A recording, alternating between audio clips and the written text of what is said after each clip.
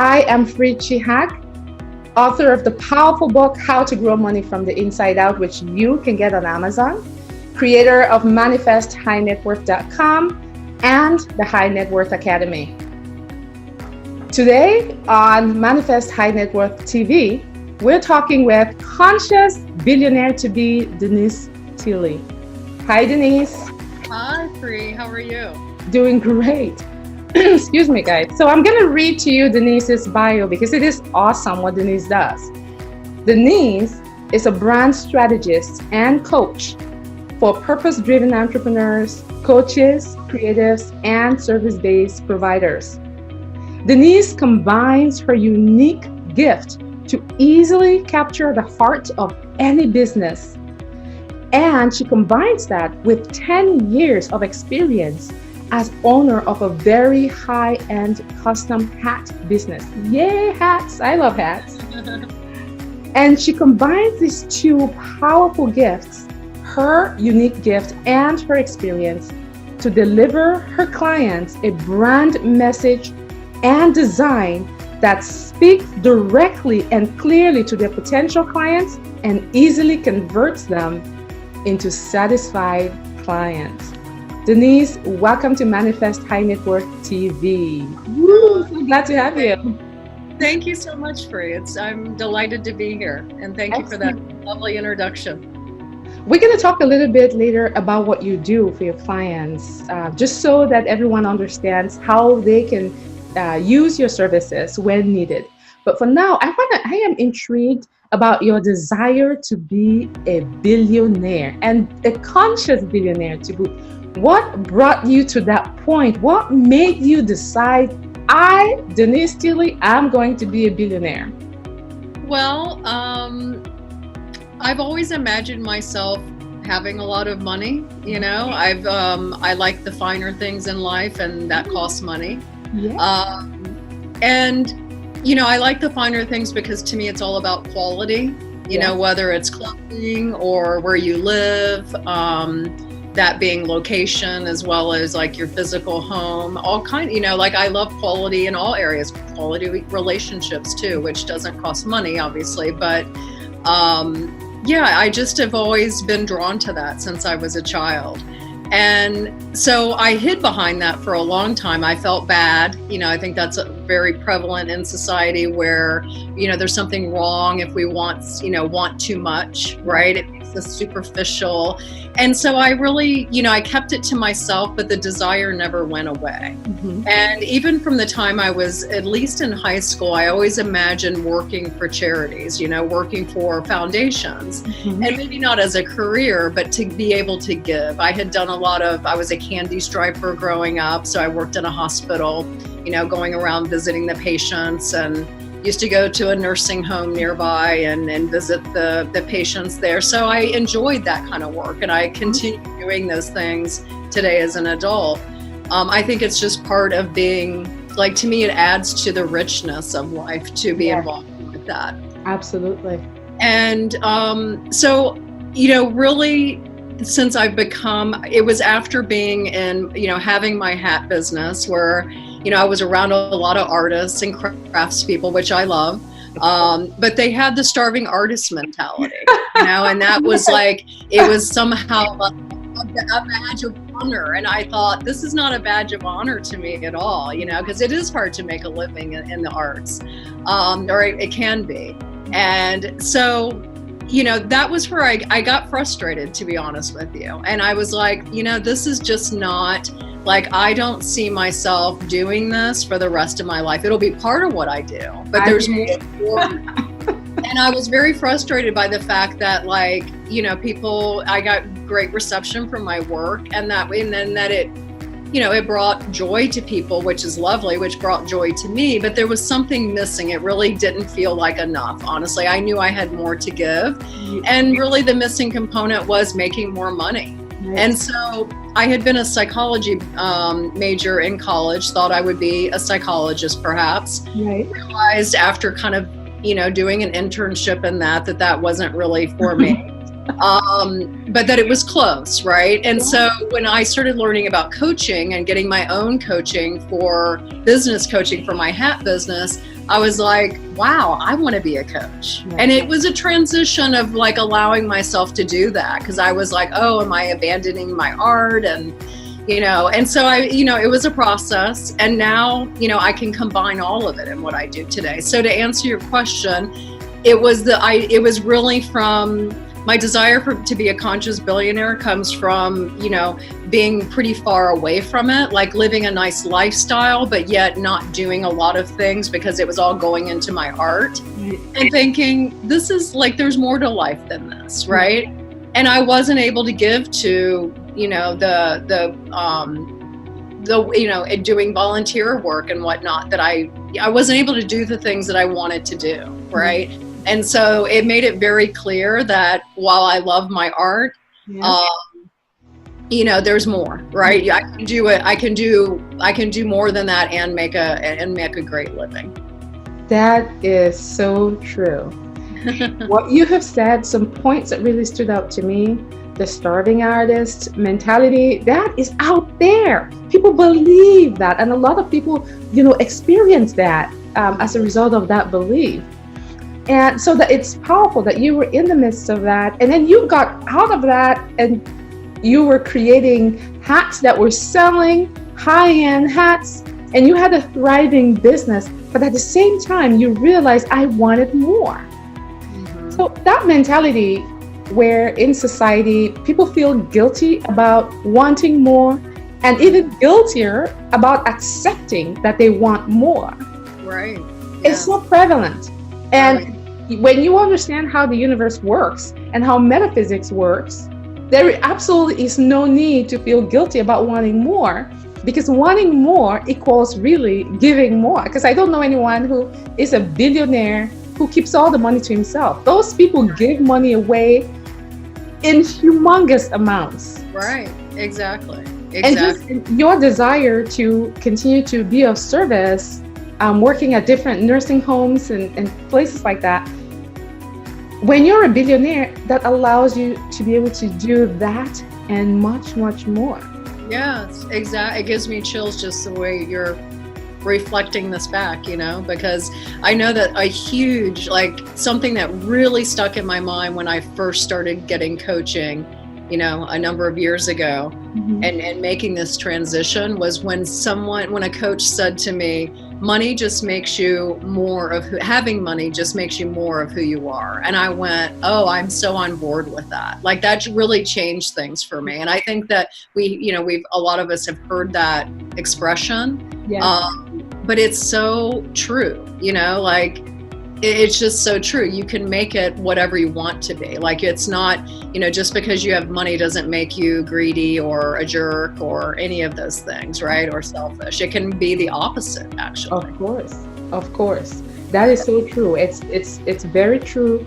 I know that the more money I have, the more I give away, right? So it's a beautiful thing to be in that place where you want to embody and live, mm-hmm. and be a conscious billionaire. Yes. Now, Denise, what metaphysical strategies, or at least just tell us your top metaphysical strategy that you use in your life and your business to take you to this incredible level of being a mega billionaire? I ask this because there is no way that anyone actually can go from where they are to being a mega billionaire without using metaphysical strategies. Even if they don't call it metaphysical strategies, they have to have their minds and the things they do in alignment with the universe. But what you're doing is actually the opposite, because most people most billionaires that I have read about, mm-hmm. they don't usually talk about, except for Oprah. I believe Oprah has talked about using the metaphysical strategies, but it seems like she got there before she started realizing that's what she was doing. Yeah. I believe that what you're trying to do, Denise, is the switch. You know that you're going to be a billionaire, and you're using the metaphysical strategies in your life in a conscious way to get you there. So please, I want to know. Tell us about a top strategy that you're using. Well, something that has always felt really natural to me is, and even when I was the quote starving artist, I mean, I wasn't really starving, but I just, I always relate. It goes back to what I said earlier about when I was a child. Like, I always saw myself in the future, and this didn't really come from anywhere in particular. Like, I grew up in a nice suburb, but it wasn't, billionaire or even multimillionaire at that time, right? Status. And so I grew up always imagining myself with money and just living at a certain level. It was, I don't know that I directly thought about it as money, but I thought about it as living at a certain level and having certain things and doing certain things. And, so that's always stayed with me. And I remember one time, this will give you a little insight into this, when I first opened my hat shop. Mm-hmm. So it was kind of, it was like the first month I had my hat shop open. There was a craftsperson in the area about my age that came in, and we were talking about something, and I think I had made some comment about like the rent on my shop or something. I mean, I knew her, so we were having like just a normal artist conversation. Mm-hmm. And she looked at me like, and she was kind of angry, and she said, "I thought you were rich." And because and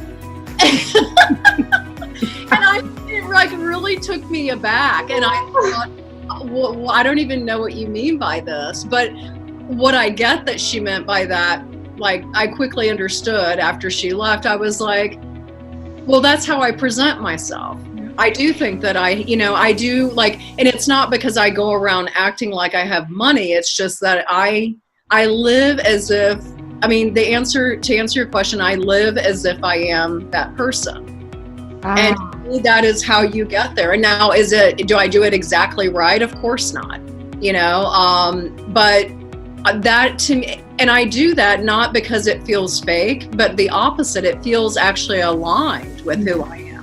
It feels off when I'm playing, it's no different than like if we play the victim, right? Then we're off. We're not in alignment. We're not really being our true self. And so that's really important to me, because that's where I show up as my best for everybody, for myself, for my friends, my family, my clients. Mm-hmm. And so, wow, and so that's just, it's really just, it's an envisioning for me. It's seeing that person that I want to become, and to have the courage. Embodying it, right? Yes. Embodying it. This is a very powerful technique, this technique of embodying who you want to be right now. And you're embodying it not just in your visions, in your visualization. You're embodying it when you're moving around. You're embodying it when you're thinking thoughts, right? You're working on your thoughts around money. So you're basically presenting this aura of a wealthy person when you go to places, when you do things, and when you're sitting in your own home by yourself. You're asking your questions, like, what would Denise, the billionaire, be doing at this moment? Mm-hmm. What would Denise, the billionaire, how would Denise, the billionaire, be talking at this moment to this person? How does Denise, the billionaire, embody the confidence of being a billionaire? It's powerful metaphysical strategy. And I hope that everyone who's listening to this copies this strategy from this moment, because it is extremely powerful, and obviously it is helping you in your own business, Denise. So we talked about embodying being that billionaire and asking those questions. What would me as an example, what would Denise as a billionaire, the billionaire Denise, what thoughts is she thinking? What actions is she taking? How is she portraying her confidence? How is she interacting with people? So you're embodying all of that now. And it's a really powerful strategy that helps to speed up your manifestation of whatever it is you want to accomplish. And in this case of Denise, being a billionaire, and also currently in her business, getting her clients. So Denise, could you share with us how you're using this process of embodying in your current business and how that's helping you attract clients and helping you help your clients with what they want from you as a brand strategist. Sure. Well, first, I just want to say that in terms of embodying, like, I think it's even more important to embody it when you're by yourself or when you're at home than when you're out in public. It's less important that you're giving the vibe off to other people than it is you're giving the vibe off to yourself. Wow, that's what I'm that is key. And so and we tend to do the opposite, right? Where we're out and we can put on a mask or a face or however you want to say it. Right. And then we come home and then like we climb into our sweats and hang out or whatever, right? And we have that very. I hear you. Yeah. And so I really I put a lot of effort. I'm at home quite a bit because I work at home and I enjoy being at home. But, I really that's to me the most important part, right? Is when I'm at home by myself where it nobody's around. But if somebody came to the door, would it be, who would they be seeing, right? Exactly. And it that's very important. That's where I'm going, right? Because the other thing that comes up is that, they talk about people who win a lot of money in the lottery, for example, go from such, different lifestyles. And so they're not ready for it. So they lose it all, right? In some way, because they don't know how to be that person with a lot of money. And so to me, this is practice, right? This is I don't want that to happen. To me, it's not all about the money. It's about who I get to become. Right. Wow. And some powerful nuggets that you're giving. My goodness. That's so important. Firstly, to do it, practice it at home. When no one's there watching you, no one can see you, you are embodying the you that is the billionaire. Yeah. That is a huge key, key for everyone. Thank you for sharing that. And how are you using this in your business as a brand strategist, Denise? And what is it doing for you? Well, so I'll be really transparent and say that it's been harder for me. To practice it in my business. It came very easy in my hat business. Mm-hmm. And my branding business, less so. I feel like it probably has something to do with, when we go online, we feel like the whole world is watching, even though that's not true, right? But it feels that way to us, right? And so I'm very much a one-on-one person, in small groups. And so, public speaking was always daunting to me, but I imagine myself, that's another thing that I like. I've always seen myself doing public speaking, which you will definitely be doing lots of as a billionaire, and it will be up to you. I guess you get to pick your gigs, but the stage opens up for you to share your message when you get to a certain level. Yeah, that's a great point. That's a really great point. Why aren't you using this powerful embodying technique that you're sharing with us in your own business? Well, I am using it in my own business. I'm just saying that it's been a slower process. It has more hang-ups for me than it does in my personal life. Wow. And it's just, I think we have our areas of struggle, and I'm just super transparent because I think that that's really the most helpful to people is to be open and honest about how things are. Yeah. I definitely am using it. And I, recently I'm going through a massive up level right now. I'm working with, I just started working with a brand strategist to help me with my branding because I was very stubborn for a long time thinking that, I should be able to do this for myself. And that's not true. We can't see our own work. We need others to mirror back to us, right? We need collaboration. Yes, collaboration is really good and really moves energy powerfully. What's that? Go ahead. No, I said collaboration is really good and it moves energy powerfully because you've got a group of people focused on the same intent, and that is extremely powerful. Go ahead. Exactly. So yes, I'm going through a massive up level in my business where I am stepping into, it's not that I didn't use any of it before, I certainly have. It's just, it wasn't like I knew that I was not showing up. Like on some level, I knew I had an awareness, right? That I was not showing up as who I really am. I think in part because it was a new business. It was a very different business. I was used to, presenting my work in the form of a product. So you don't have to put yourself first, right? Yeah. You are secondary in the business when you're product-based, but being service-based, it is about you, right? You are the business. And so I'm more of a, I'm not really a center of attention kind of person. I'm a little bit behind the scenes kind of person. And not that I like to hide, but that's just my nature, right? Like you're being forced, not being forced by anyone other than yourself, because you put it out, you've called in that you want to be a billionaire. And so you are the universe, and in conjunction with you, assisting you to grow into that level. That's why you're going through this up leveling.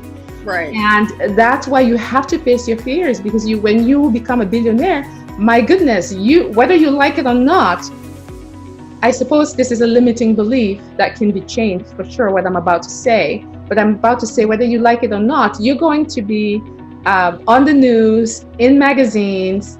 People will write things about you on social media, etc. Right.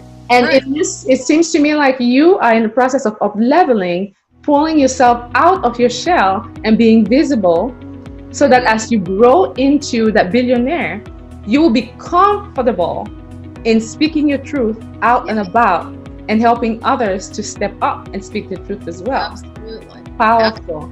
Yeah, absolutely. So, I felt badly about not being aligned for a long time, and now I don't. I have more compassion around it, and I really see that, hey, it's just part of my journey. And I think it's all of our journeys. It's just that each of our journeys looks different from the other, because while I was doing that with myself, like the work I was doing with clients, I could easily help them, right, align and get in, I could see their potential. But it really comes down to, Fri, it's all about owning it, right? And owning our power, owning our vision for ourselves, our lives, that takes a lot of courage, and it takes a lot of recommitment every single day. Yes. And so that was the piece that I had been missing, was the daily commitment. I really thought innocently that if I made a commitment last Friday or last year or the year before, that should be enough. And it's not. It's a daily commitment. It's like being an athlete, right? If you want to be an Olympic athlete or a pro athlete, you wake up every day and have that commitment. And speaking of pro athletes and actors and people and of course billionaires, take billionaire Sir Richard Branson, for example, take billionaire Oprah Winfrey, for example. These are people who embody. I mean, even before they were billionaires, they were enjoying life and embodying the extreme wealth that they wanted. I mean, maybe they didn't consciously decide like you are that they're going to be billionaires, but they were already embodying who they wanted to be, the empathic person, the person who cares, the person who helps others. I mean, so they were already in a way embodying that, like you're doing now, owning up to where you are for yourself, taking the steps that you need to take daily to connect and be in your power, and then from there, take action. But I find it's really interesting that you are able to help your clients to succeed, to speak their message clearly to potential clients and convert them into clients for themselves. And you are having a challenge embodying that for yourself. This is really, really cool. Well, I think that's very common for a lot of people. I don't think a lot of people are willing to talk about it because I think that they believe it's going to weaken their work. But the truth is, we're all humans, right? I mean, I have not had my own brand strategist until very recently, to help guide me, and so, that gave me, I didn't like that because I was like, okay, here I am, a branding person, and I don't have this wonderful brand. I had a wonderful brand in my hat business, right? But in this, it's it just wasn't even if other people thought it was wonderful, it didn't feel wonderful to me because it wasn't aligned. And, it wasn't totally out of alignment, but it wasn't quite up to snuff, right? To where I want it to be. And so, just as I work with my clients, which is what I'm becoming with the help of working with this strategist now, it's micro alignments, right? It doesn't happen in one day, right?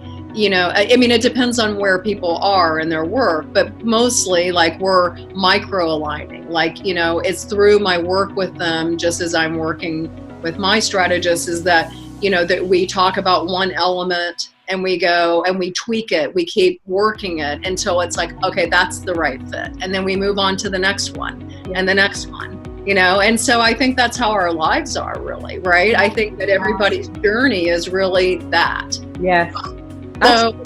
Absolutely. The top athletes have coaches. Mm-hmm. Billionaires have coaches. On one of my business calls, the coach was saying she got hired by a billionaire to help her stay in alignment with the money that she has created.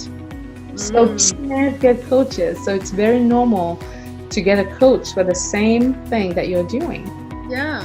Very normal. So Denise, I want to transition from, discussing your business to talking about your life as a billionaire. Okay. I want you to share with me, with all of us, one charity that for sure, you will be donating to and giving to on a large scale when you're a billionaire. Well, that would be either starting a charity of my own around this, but to begin with, starting with prevent child abuse. I'm very passionate about that. And it's specifically emotional abuse, because that's something that, it's really not a topic that people are really, I think they're more versed on it than they used to be. But, people understand the problems around that are caused from physical abuse or domestic violence, for example. But I don't think they understand the repercussions of emotional abuse so well. It's very easy I think it's better. It's certainly different than when I was a child, and it was, there's different parenting styles today and whatnot. But I just think it's very, it's something that society needs to evolve in, where we need to understand that does have major repercussions with people. Yeah. And it's not about coddling people. It's about being respectful and, and knowing how to manage anger, and all of those things. And so I'm really passionate about, I've seen myself for years working with, and have done some work, working with children who are going through this. They're still in their home. I think a lot of foster children probably experience this. And I'm so passionate about the idea of helping them while they're in that situation, really form a self-image where they, it goes back to like how I lived my life, where, instilling in them and helping them cultivate the self-image that, yes, they're in this, but that doesn't define them. Exactly. They can actually even live in this daydreamy kind of world when they're going through that, to help manage that, if that makes sense to you, and also help them to keep nurturing who they are, so that when they're finally out of that situation, they can continue on from there, as opposed to have so much to resolve, right, to get through. Like they can grow even while they're in that situation. That makes powerful sense, Denise. That is an awesome cause to support. And I can see why you definitely need to be that billionaire, to have the financial ability to do it, to have the stage to talk about it, to be able to reach into the world and make a huge difference.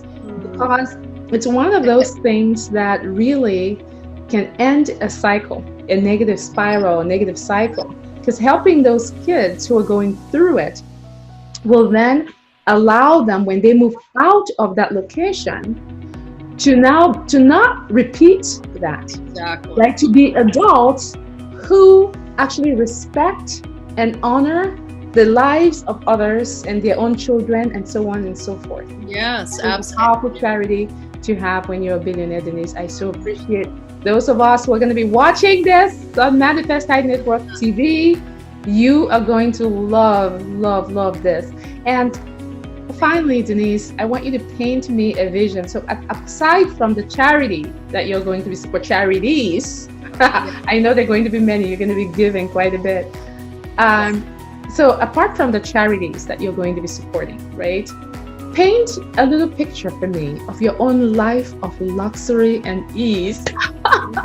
Let us enter your vision, Denise. Oh, yes. Be a part of it. Absolutely. Well, so I live in Vermont. I live in a resort town in Vermont. I've been here 15 years with outside of a short hiatus in Nashville for 3 years when I was with my mother before she passed. And I do love it here. It's beautiful. But I have always imagined, so my vision is to have a house here and to have a fabulous apartment in Manhattan. I lived there, when I was going to school for fashion design, and then I was there another 6 months not that long ago. But it's a great balance, like you have this vibrant city life, being around the arts is really important to me. And, New York just has a great energy to it. And then I love nature, I love the country, and this is very, it's just a great place to restore yourself, right? And to be creative as well. So Denise, do you have any advice for anyone who wants to step up their game and step into the status of a conscious billionaire to be? Do you have any advice on what they should do? What they should read, whatever. Go ahead. I think reading about other, reading biographies on other billionaires is certainly super helpful. I think it really gives you insight into what that really looks like. Otherwise, I think society makes a lot of assumptions that are not true, right, about having money. So it's important. I think that's good education. Yes. And I really think that, first understanding what your vision is for that, right? Like, what is it that you're wanting to step into? Okay. Is it going to include, I love your question about what are the charities that you want to work with? How do you want to contribute? Why do you want to be? What is it that being a billionaire is going to accomplish for you, right? Why does that have meaning? So when you understand what your vision is, then I think that, to me, it's really fun and it's powerful and it's a constant practice, right? And it's free, right?